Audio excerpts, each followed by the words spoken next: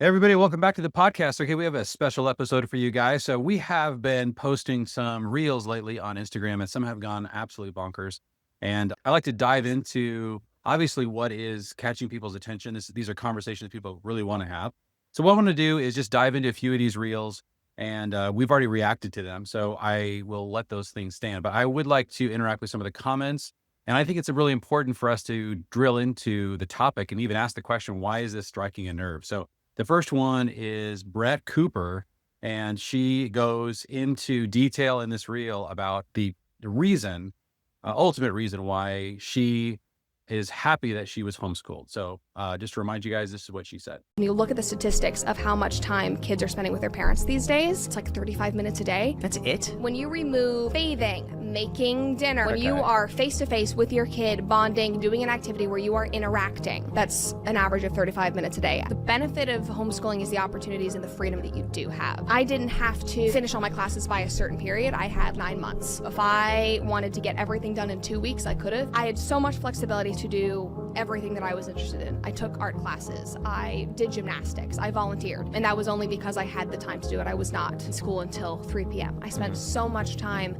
with my family. My relationship with my mom is one of the things that I'm most proud of. I inherited a lot of her values because I spent so much quality time with her, that she was the one who raised me, not a teacher. And I think that that is so important because... All right, so one of the comments that we got on this was from Costume Designerina. She said, wish we could afford it, surviving on one income with no family on this continent.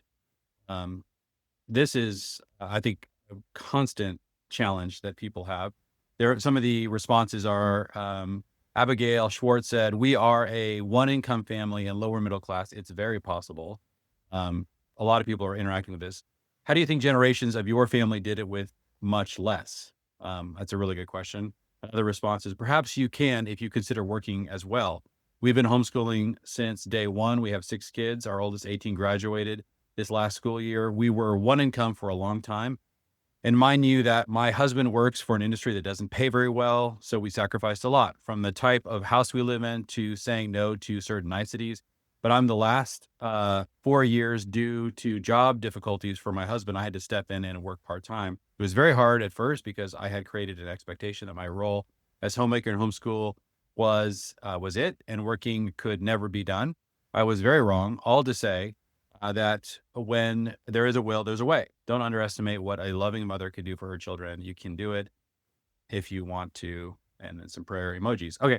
So this is, this is actually the way this conversation is primarily framed. And even in our comment section, this is what happened. And that is that a lot of people, when they think about the topic of homeschooling, they think of it as primarily an economic issue, right? This is the way I think a lot of us look at it, because it's very difficult to imagine doing this if you don't have somebody staying at home, and very focused on homeschooling. And I think that one of the challenges, and this is part of why I find this conversation really interesting, I think it's really important for people to share stories about what they had to sacrifice to make this a reality. It's really important to always take a step back and just admit, when you're approaching a decision like this, to not leap to the economic problem as being the primary problem. Every one of our problems, we have huge economic challenges with any path you take, and this one can really be difficult for some families. But it's so important to say that first and foremost, these are always questions of priorities, that you have to decide that, is this a high enough priority?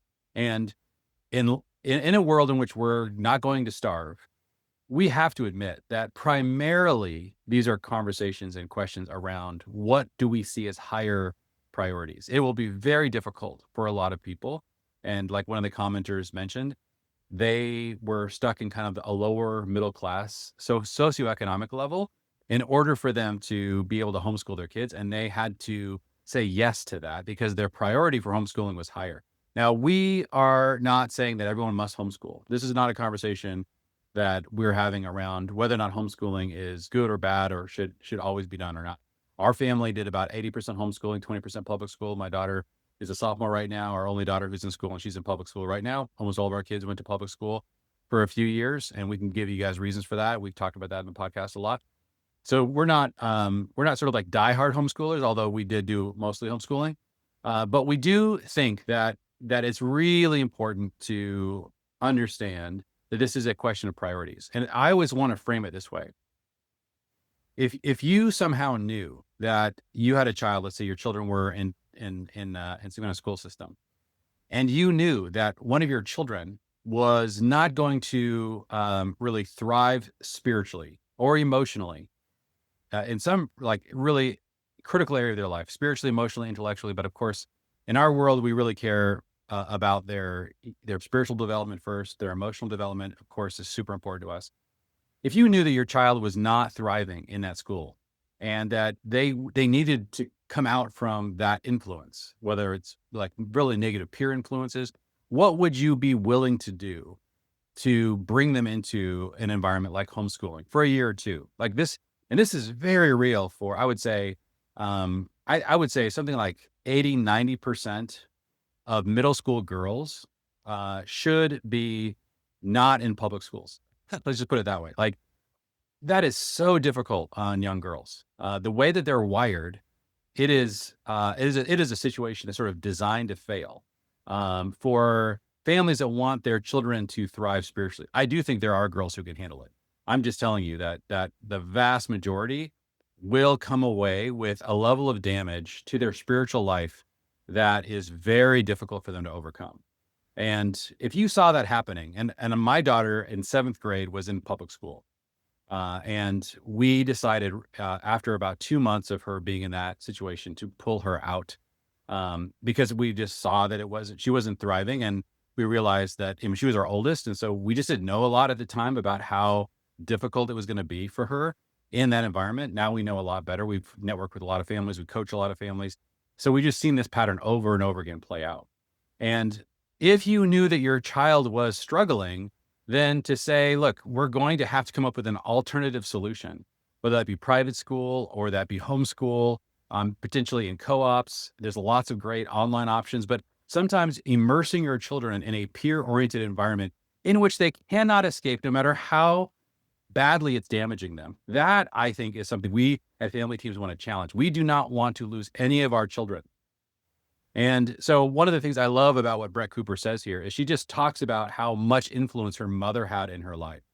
And it's really important to understand that when you are evaluating the whole topic of school, we have sort of like blinders on culturally that school is about education almost exclusively.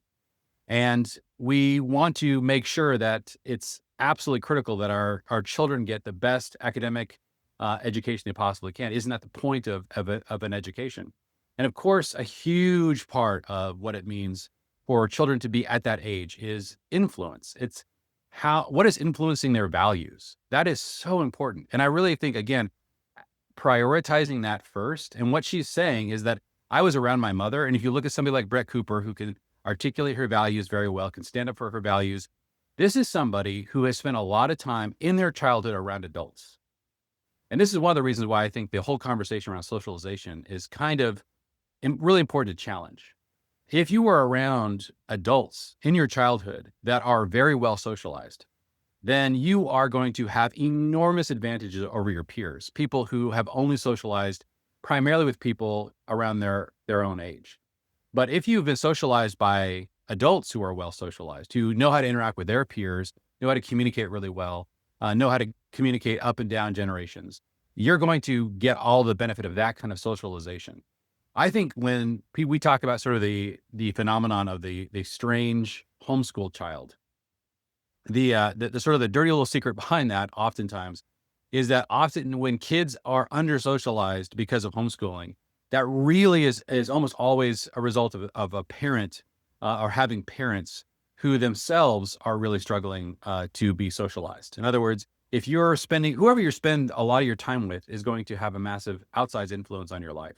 And if you're at home with a mother who is very well, can interact very well in social environments, then you're going to thrive in the way that Brett Cooper has.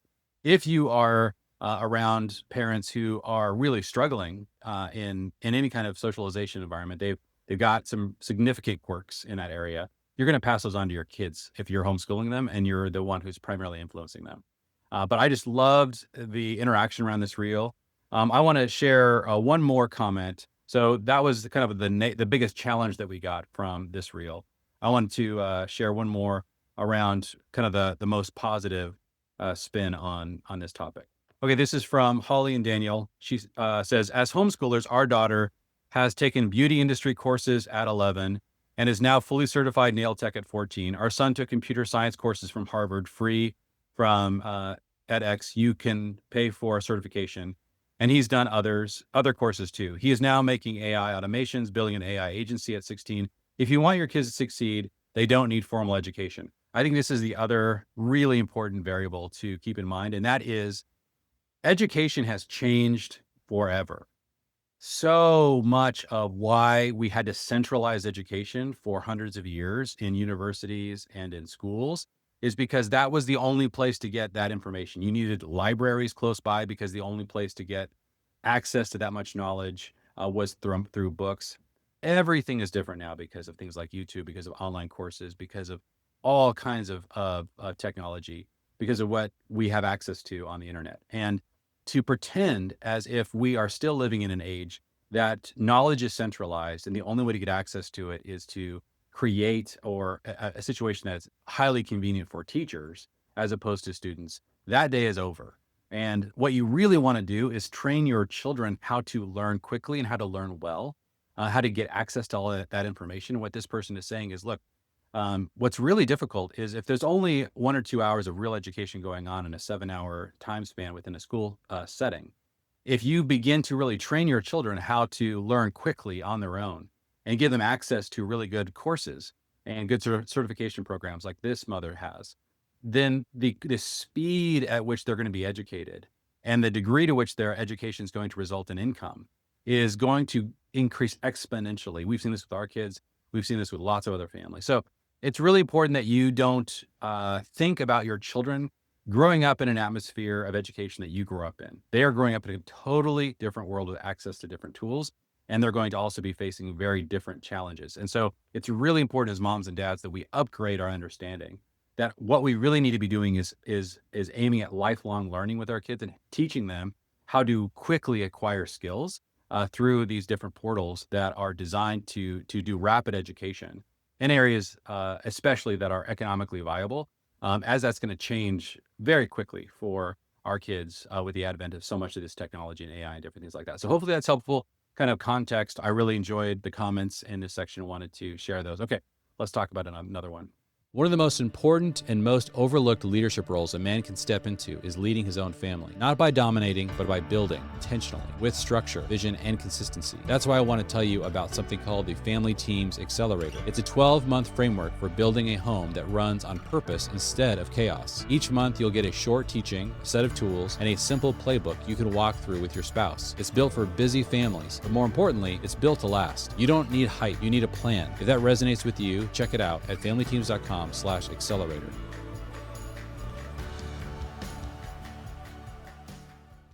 All right, the second one is Erica Komisar talking about how neurologically fragile little boys, I think she's primarily talking about boys that are, 1, 2, 3, 4 years old, how neurologically fragile they are at that young age compared to girls. So take a listen to this. Boys are neurologically more fragile than girls. Boys don't survive as much because they are incredibly neurologically fragile. Emotionally fragile too. What that means is they're more prone to aggression, behavioral problems, ADHD-like behaviors, which is distractibility. They're more sensitive to stress from a very young age. They are not the same as girls. They don't learn the same way as girls. They need lots of physical expression during the day. If they don't get it and they're forced to sit in circle time, like little girls can sit in circle time, little boys go off the rails and then they're labeled as having attentional issues. And so we are educating little boys today like little girls, which is why they can't keep up. So if you ask me, we should separate little boys and little girls. In terms of the neurological fragility, they need that attachment figure even more than the little girls. When it comes to going to school, maybe we should separate little boys and little girls when they're little so we can cater to their individual needs. And it is different. All right, so now this reel got almost 500,000 views. It's continuing to be shared a lot online. There are some interesting conversations that this erupted in the comment section, so I want to talk through a few of these.